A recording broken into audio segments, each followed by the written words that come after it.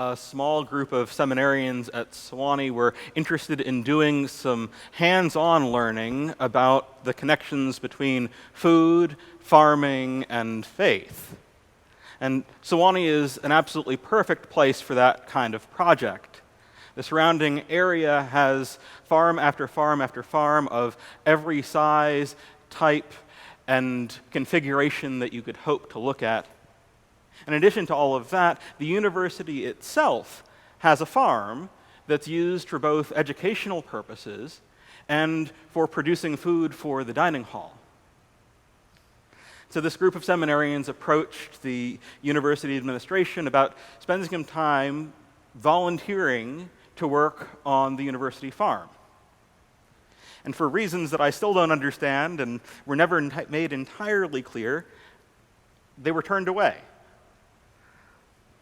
Undeterred, they approached and pestered the seminary leadership until they allowed for a small garden to be placed in an empty courtyard on the seminary grounds itself. That once empty courtyard became an absolute hub of activity. The hard-packed ground was broken up with shovels. It was tilled, raised beds were built, and the soil was carefully prepared. And the seeds were sown with care, and the resulting plants tended. They, like generations of farmers and gardeners before them, did everything in their power to make the process as efficient and fruitful as possible. They tested and adjusted the pH and the mineral content of the soil, chose crops appropriate for both the region and the odd sun exposure in a courtyard. In short, they did everything they could to ensure that their small plot of land would produce as much as it possibly could. Jesus begins his parable of the sower with 6 words that are usually passed by. A sower went out to sow. It's a simple notion that feels like setup, and so our attention doesn't linger long on it. We move quickly to the 4 types of soil and how things turn out for the seeds that fall on them. And that makes sense. The majority of the parable itself is concerned with those things. But we miss something crucial if we turn the sower into some sort of automaton whose sole function is to get us to a discussion about the merits of different types of soil. This is, after all, one of Jesus' parables and not a cautionary tale to farmers. No, the sower makes a deliberate choice to abandon the well-understood and, frankly, common sense goal of maximizing how much the limited quantity of seeds that he had was going to produce. The sower was not careful. He was not strategic. He does not consider the relative merits of where he's sowing seeds.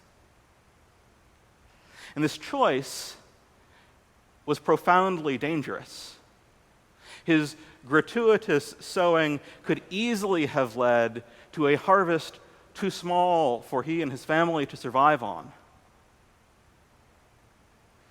The striking thing about the parable of the sower is not what happens to the seeds that land on a path or among thorns. It's fairly easy to figure out what's going to happen to those, but the fact that the sower chose to sow seed there anyway, and that having made such an illogical and reckless choice, saw yields of 30, 60, and 100-fold, yields so big as to be unbelievable.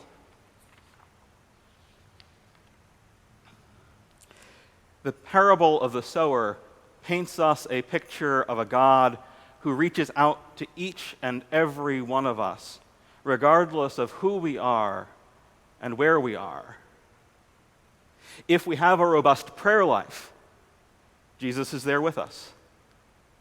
if our experience of faith is one that stops and starts, Jesus is there with us. If we are exhausted, if we just can't see the point anymore, Jesus is there with us too. No matter where we might find ourselves, Jesus stands with us. God, revealed in Christ Jesus, does not seek out efficiencies. He doesn't look at some grand spreadsheet of humanity and say, well, everyone in row 34 and up is worth my attention, and everyone in the rest of the spreadsheet, well, they're on their own. Jesus comes for each of us. God doesn't look to determine whether or not we're worth the effort. God sees each and every one of us as we truly are and comes for us regardless of the cost. If we are afraid, if we are angry, if we are despondent, Jesus is with us. This is made clear over and over again in Jesus' earthly ministry. He sought out those who society deemed outcasts. He broke bread with those on the margins and was crucified and rose again, not for those who are worthy, not for those who are righteous, but for each and every one of us as unworthy as we are. The good news at the heart of the parable of the sower is that God comes to each and every one of us, regardless of whether we may think that it makes sense for him to do so or not. But my friends, the sower's actions are more than just a lesson about God's disposition towards us. In addition to being a promise, they are a call. The sower's actions are a call for each of us to examine ourselves, to examine our actions. They are a call for us to look for the places in our lives where our assumptions and concerns about what might work, what might be fruitful, might be a waste of time, get in the way of our work of proclaiming the gospel, of standing with others as Christ stands with us. It's a call to ask ourselves, who are we writing off? Who are we ignoring? Who is being left out? It's a call to ask ourselves those questions and many like them, and then act on our answers. We are called to preach the gospel freely, gratuitously, and without concern for ourselves and the cost. Now, to be clear, this is not a call to proselytization,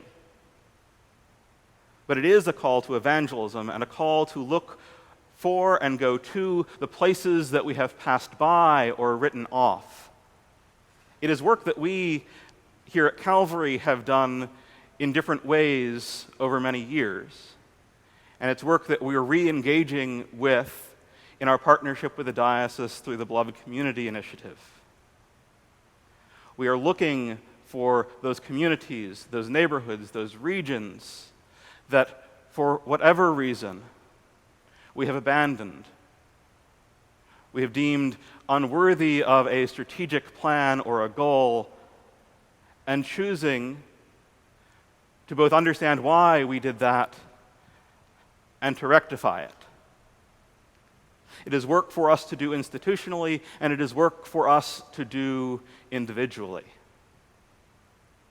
And as we do this work, as we do this hard, challenging work that asks us to set aside preconceptions about strategy, preconceptions about what might or might not work, what might or might not be efficient, what might or might not be a good use of our time and resources, we are assured that Jesus stands with us as we do those things. And we can be assured as well that just as the sower saw yields beyond the wildest of imaginations, that God will, for us as well, bring forth a bountiful harvest, bring forth the good things that God has in store for us. We can be assured of the victory. We can be assured that true reconciliation awaits us. But first, we have to take our bag of seed, walk out our door, and start scattering with wild abandon.